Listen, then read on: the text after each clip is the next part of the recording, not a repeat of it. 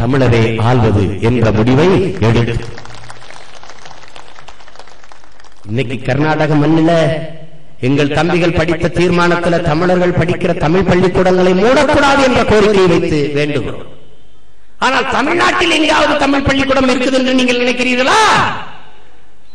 நீங்கள் இப்போதுதான் மூடக்கூடாது என்ற கோரிக்கை வைக்கிறீர்கள். அது மூடி அடக்கம் பண்ணி பல ஆண்டுகளாகிவிட்டது. அதை நீங்கள் நன்கு தெரிந்து கொள்ள வேண்டும். தமிழகத்தின் பள்ளிக்கூடங்களில் எழுதி வைக்கப்பட்டிருக்கிறது, என் அன்பு மக்களே, டோன்ட் டாக் இன் தமிழ் என்று எழுதி வைக்கப்பட்டிருக்கிறது.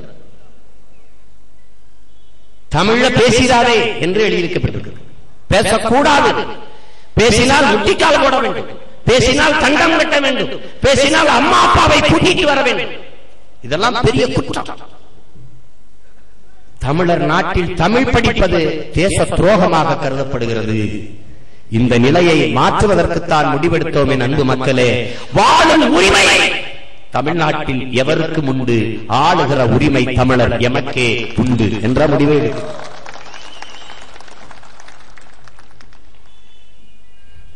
அப்ப என்ன சொல்றாங்க, நாங்க ரொம்ப நாளா அங்க இருந்துட்டோம், அப்ப நாங்க ஆளக்கூடாதா? நாங்க கூட தான் இந்த நாட்டுல ரொம்ப நாளா கர்நாடகால இருந்துட்டோம், அப்ப நாங்க ஆளக்கூடாதா? இதை யாராவது ஏற்பார்களா? பல ஆண்டுகளாக, 100 ஆண்டுகளுக்கு மேலாக, 100-150 ஆண்டுகளுக்கு மேலாக இந்த நிலப்பரப்பில் நாங்கள் வாழ்கிறோம். எங்களை கன்னடர்களாக இந்த மண்ணிலே வாழ்கிற மக்கள் ஏற்றிருக்கிறார்களா? இல்லை. ஆனால் அந்த நிலத்தில் நாங்கள் எல்லோரையும் தமிழர்களாக ஏற்று வாழவும் ஆளவும் வைத்து அழகு பார்க்கிறோம். அந்த பெருந்தன்மை உலகத்தில் எந்த இனத்திற்காவது உண்டா? தமிழர்களை தவிர எவனுக்கும் இல்லை, எவனுக்கும் இல்லை. எங்களை போல ஒரு மாந்த நேயமும் பெருந்தன்மையும் கொண்ட மக்கள் உலக பெருங்கண்டத்தில் எங்குமே இல்லை. ஏனென்றால் வந்தவரை எல்லாம் வாழ வைக்கும் தமிழகம் என்ற பெருமை இந்த இனத்திற்கு மட்டும்தான் உண்டு. யாவும் ஊரே யாவரும் கேளே என்று பாடியது உலகத்தில் ஒருவரும் இல்லை, எனது பாட்டன் கன்னியன் பூங்குன்றன் மட்டும்தான். உலகம் முழுவதும் எனது, வாழுகிற உறவுகள் எல்லாம் உயிர்கள் எல்லாம் என் உறவுகள் என்று பாடியவன் எனது பாட்டன் தான். எண்ணற்ற பெருமைகளை கொண்ட எனது இன மக்கள் உலகில் பல்வேறு நாடுகளில் இன்று அடிமைகளாக, அனாதைகளாக, ஆதரவற்றவர்களாக, அரசியல் வலிமையற்றவர்களாக வாழ்ந்து கொண்டிருக்கிறோம். இந்த நிலையிலிருந்து மீளத்தான், தான் நிலையிலிருந்து மீளத்தான் என் அன்பு மக்களே, நாங்கள் தமிழர்கள் என்கிற தேசிய உணர்வோடு திரள்கிறோம். ஒரு மிகப்பெரிய அரசியல் படையாக மாறுகிறோம். ஆயுதம் இல்லாத, சீருடை அணியாத, அறிவாயுதத்தை ஏந்தி ஜனநாயகத்தை பாதையாக கொண்ட ஒரு மக்கள் ராணுவமாக மாறிக்கொண்டிருக்கிறோம். ஒழுக்கமும் கட்டுப்பாடும் நிறைந்த ஒரு ஜனநாயக பிள்ளைகளாக நாங்கள் ஒரு மாற்று அரசியல் புரட்சியை முன்னெடுக்கிறோம். ஊழலுக்கு எதிராக, லஞ்சத்திற்கு எதிராக, கொலைகளுக்கு எதிராக, கொள்ளைகளுக்கு எதிராக, பாலியல் வன்கொடுமைக்கு எதிராக, தீண்டாமைக்கு எதிராக, சாதிய இழிவுக்கு எதிராக, பசிக்கு எதிராக, பட்டினிக்கு எதிராக, ஏழைக்கு எதிராக, அறியாமைக்கு எதிராக, வேலையின்மைக்கு எதிராக, எல்லாவற்றுக்கும் மாற்றாக ஒரு மாற்று அரசியல் புரட்சி. ஊழலற்ற உண்மையும் நேர்மையும் முழுமையான மக்களாட்சியை கனவாக கொண்டு உங்கள் பிள்ளைகள் இந்த கட்சியை கட்டியெழுப்புகிறோம். கர்நாடக மாநிலத்தில் நாம் ஆள முடியாத பிறகு இந்த கட்சி ஆள முடியாது, ஆனால் நமது தயவில்லாமல் எவரும் ஆள முடியாது என்கிற நிலையை உருவாக்கத்தான். ஆளுகிறவர் எவர் என்பதை தீர்மானிக்கிற தகுதி, அந்த வலிமை தமிழ் தேசிய மக்களுக்கு தேவை என்பதால் நினைச்சு பாருங்க.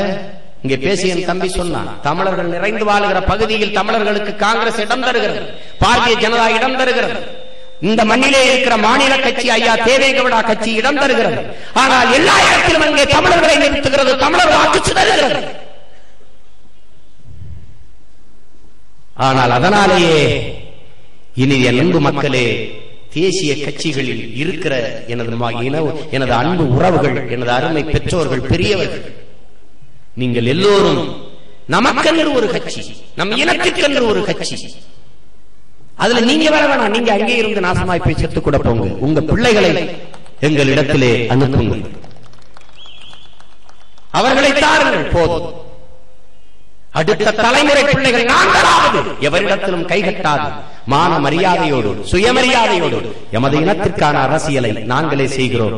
எவரிடத்திலும் ஒரு சீட்டு 2 சீட்டிற்கு நாயை போல நாக்க தொங்க போட்டு அலையாது மானமுள்ள புலியை போல நாங்கள் நிமிர்ந்து சிறந்து வாழ்வதற்கு ஒரு வாய்ப்பை தாருங்கள் என்றுதான் உங்களிடத்திலே கேட்கும். அதற்காகத்தான் என் அன்பு மக்களே, நாம் இந்த நிலத்திலே நாம் தமிழர் என்கிற கட்சி, நாம் தமிழர் கர்நாடகா என்று இந்த கட்சிக்கு தனி தலைவர், இந்த மாநிலத்திற்கு தலைவர், துணைத் தலைவர், பொதுச் செயலாளர், பொருளாளர் எல்லாம் இங்கே தனி. இதிலே இளைய பிள்ளைகள், எதிர்கால என் தமிழ் சமூகத்தின் விடியலுக்காக போராடப் போகிற இளைய புரட்சியாளர்கள் நீங்கள் இதில் இணைந்து இதை முன்னெடுத்து செல்ல வேண்டும். சிறுக சிறுக சிதைந்து அழிந்து கொண்டிருக்கிற தமிழ் தேசிய இனத்தின் விடுதலைக்கு நீங்கள் அர்ப்பணித்து களத்திலே நிற்க வேண்டும். இந்த வரலாற்று பெரும் பணியில் இருந்து இளைய தலைமுறை பரம்பரையினர் பிள்ளைகள் நீங்கள் விலகிச் செல்ல முடியாது என்பதை கவனத்தில் கொள்ள வேண்டும். எனவேதான் நாங்கள் இந்த கோரிக்கைகளை முன்வைக்கிறோம். தேசிய கட்சிகள் நீங்கள் நினைத்து பாருங்கள், காங்கிரஸ் இந்த நிலத்தை ஆண்டாலும் தமிழர்களுக்கு தண்ணீர் தர முடியாது என்கிறது, பாரதிய ஜனதா ஆண்டாலும் தமிழர்களுக்கு தண்ணீர் தர முடியாது என்கிறது. எனவே தேசிய கட்சிகள் தேவையில்லாத இந்த நாட்டிற்கு வந்து கொண்டிருக்கிறார். பாரதிய ஜனதா ஒரு தேசிய கட்சி, இந்திய தேசியம் இறையாண்மையை பேசிக் கொண்டிருக்கிற கட்சி. கர்நாடக மாநிலம் என்று வருகிற போது அது இந்த மாநிலத்தின் கட்சியாக மாறிவிடுகிறது. காங்கிரஸ் ஆண்டாலும் அதேதான். ஆனால் தமிழ்நாட்டை ஆளுகிற திமுக அதிமுக ஒரு மாநில கட்சியாக தொடங்கப்பட்ட கட்சி. இதை நீங்கள் கவனத்தில் கொள்ள வேண்டும். கேரளாவை ஆளுகிற காங்கிரஸ் கட்சி கேரள மாநிலம் என்று வருகிற போது அந்த மாநிலத்தின் நன்மையிலே பேசுகிறது, அந்த மாநில மக்களின் நலனையே பேசுகிறது. அது ஒரு மாநில கட்சி போலவே இயங்குகிறது. இதை கவனத்தில் கொள்ள வேண்டும். எனவே நாம் தமிழர்கள் நமக்கென்று ஒரு வலிமையான அரசியல், அந்த அரசியலை கொண்டு ஒரு இறையாண்மை கொண்ட தமிழர் அரசு தமிழ்நாட்டில், அந்த அரசை கொண்டு தமிழர் அரசாங்கம், அந்த அரசாங்க வலிமையை கொண்டு தமிழருக்கு என்ற தேசம் அடைகிற புரட்சி போராட்டம், இந்த கனவை முன்னிறுத்திதான் உங்கள் பிள்ளைகள் இந்த அரசியல் புரட்சியை முன்னெடுக்க. இதிலே அறிவில் சிறந்த எனது உறவுகள், என் பாசத்திற்கே பெற்றோர்கள் எங்களோடு இணைந்து பயணிக்கவில்லை என்றால் எங்களுக்கு வாழ்த்தி வழிகாட்டுங்கள். உங்கள் பிள்ளைகளை, என் தம்பி தங்கைகளை எங்களை நோக்கி அனுப்புங்கள். இந்த இனத்தின் விடுதலைக்காக எங்களோடு கருத்தியல் புரட்சியில் அறிவாயுதத்தை ஏந்தி அரசியல் வழியிலே நாங்கள் நமது இனத்தின் விடுதலையை வென்றெடுப்போம். இந்த மண்ணிலே நடக்க இருக்கிற தேர்தலில் என் அன்பு மக்களே, உங்களிடத்திலே நாம் வேண்டி வைக்கிற ஒரு கோரிக்கை, வேண்டுகோள், நாம் ஒரு மாநில கட்சி, தமிழர் நாட்டில் தமிழ் மக்களுக்காக தொடங்கி இருக்கிற கட்சி. நமது கொள்கை முடிவு எப்போதும் தேசிய கட்சிகளோடு தேர்தல் உடன்பாடு இல்லை. அது காங்கிரஸ் கட்சியோ பாரதிய ஜனதாவோ எப்போதும் அதோடு இல்லை. இப்போது கம்யூனிஸ்ட் கட்சி, சிபிஎம், மார்க்சிஸ்ட் கட்சியோடும் கூட்டணி இல்லை என்கிற முடிவை நாம் எடுத்திருக்கிறோம். என்னைக்கு இல்லை, அந்த கட்சிகளால நமக்கு எந்த பயனும் இல்லை. அந்த முடிவை இங்கு வாழ்கிற எனது உறவுகளும் எடுப்பீர்கள் என்று நான் நம்புகிறேன்.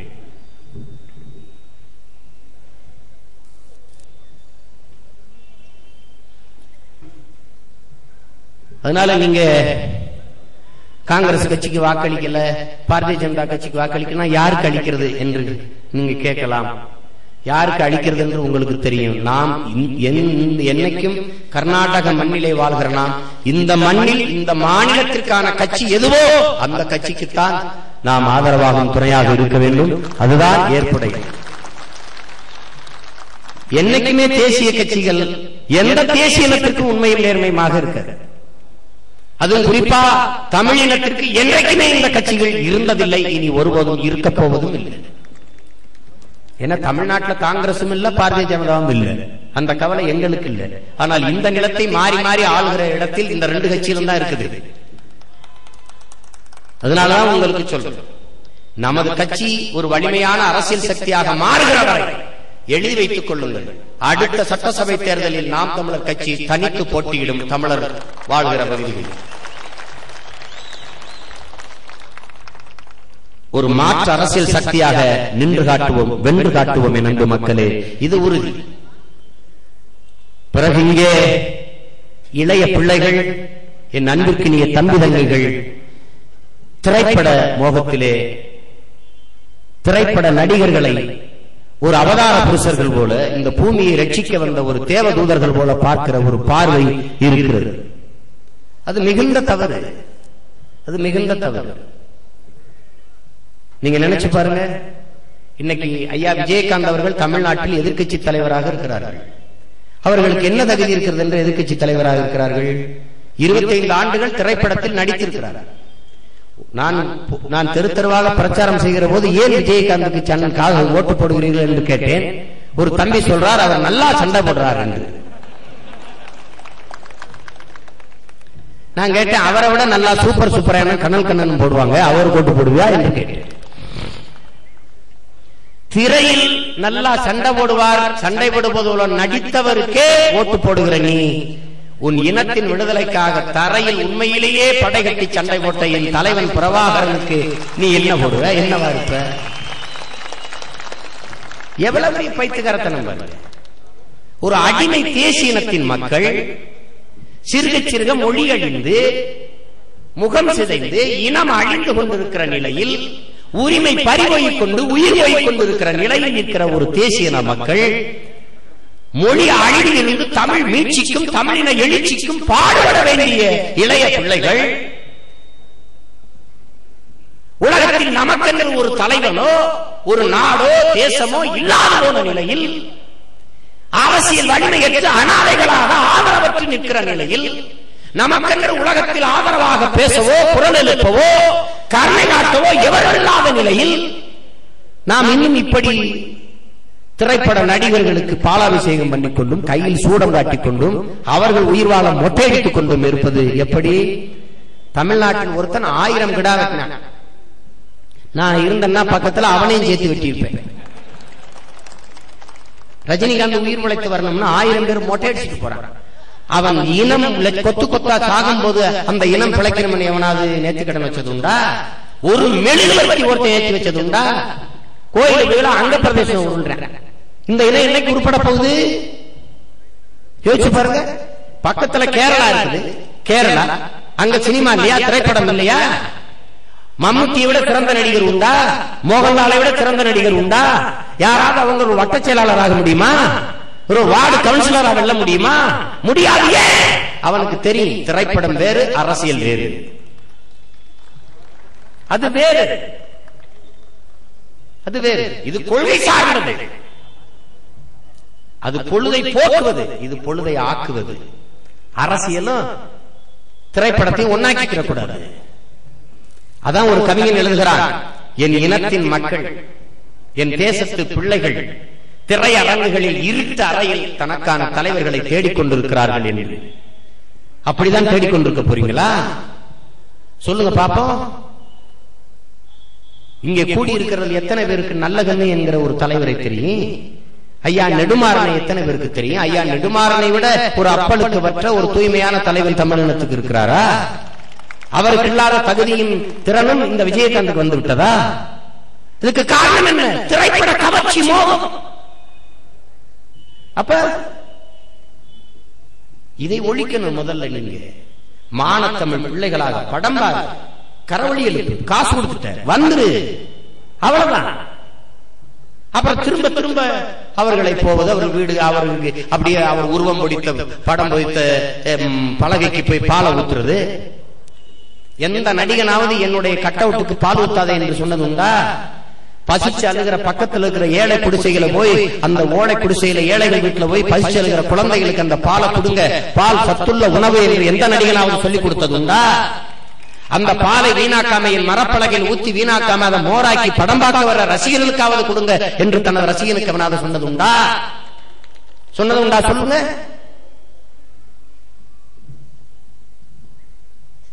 அதெல்லாம் சிந்திச்சு பார்க்க. ஒரு அறிவார்ந்த சமூகம் செய்கிற செயலாக, ஒரு அடிமை தேசியத்தின் பிள்ளைகள் செய்கிற செயலாக இது இருக்கக்கூடாது.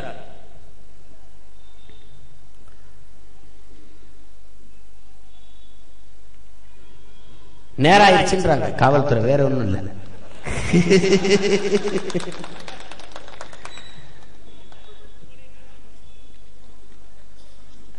சரி, அதனால ஒண்ணும் இல்ல, நமக்கு இதோட இது என்ன ஒண்ணு இறுதி கூட்டம் ஒண்ணும் இல்லை, இன்னும் எவ்வளவு நாள் இருக்குது, அது பாத்துக்கிறோம். நம்ம இப்பதானே தொடங்குறோம். ஒரு மிகப்பெரிய வரலாற்று பெருமாற்றத்தை உங்கள் பிள்ளைகள் நிகழ்த்தி கொண்டிருக்கிறோம் என் அன்பு மக்களே. இதுதான் உண்மை. இதுவரை தமிழ்நாட்டில் தமிழர்கள், தமிழ்நாட்டில் மட்டுமல்ல எல்லா இடங்களிலும் தமிழர்கள் தான் சார்ந்த சாதிக்காக கூடியவர்கள், தான் சார்ந்த மதத்திற்காக கூடியவர்கள், தாங்கள் வணங்குகிற சாமிக்காக கூடியவர்கள், இப்போதுதான் தாங்கள் பிறந்த பெருமை மிக்க தமிழன் என்கிற இனத்திற்காக கூடுகிறார்கள். இது ஒரு வரலாற்று பெருமாற்றம். இந்த மாற்றம் காலம் கடந்து நிகழ்ந்தாலும் நிகழ்கிறது என்கிற பெருமை நமக்கு இருக்கிறது. நாம் தமிழர் கட்சியை தொடங்கி இந்த 3 ஆண்டுகளில் ஏற்படுத்திய அதிர்வும் தாக்கமும் எந்த கட்சியும் ஏற்படுத்தவில்லை. நீங்கள் நம்பிக்கையோடு இருங்கள் அன்பு மக்களே. நாம் மிகப்பெரிய ஒரு அரசியல் மாற்றத்தை தமிழர் நாட்டில் நிகழ்த்துவோம். கர்நாடக மண்ணிலும் மிகப்பெரிய அரசியல் வலிமையை பெறுவோம். ஆங்காங்கே உதிரிகளாக சிதறி சிறு சிறு அமைப்புகள் இயக்கங்களாக இருக்கிற நாம் ஒன்றிணைந்து நாம் தமிழர் என்கிற தேசிய அடையாளத்திற்குள் திரண்டு ஒரு வலிமையான அரசியல் சக்தியாக மாறுவோம். இந்த மண்ணிலே நமது இனத்தை கொன்றொழித்த வரலாற்று பகைவன் காங்கிரசுக்கு எதிராக நாம் களத்திலே நிற்போம். தமிழன் வாக்கு ஒருபோதும் காங்கிரசுக்கு இல்லை என்ற நிலையை நாம் உருவாக்குவோம். நாம் அடுத்த சட்டமன்ற தேர்தலில் தனித்து களம் காணுவோம், வெல்லுவோம். உறுதியாக நாம் வெல்லுவோம். இதை உலகிற்கு உறக்கச் சொல்லுவோம். நாம் தமிழர். இன்று கலைவோம், இன்னொரு முறை இணைவோம். நன்றி. உங்கள் அனைவருக்கும் எனது புரட்சிகரமான வணக்கமும் வாழ்த்துக்களும். நன்றி.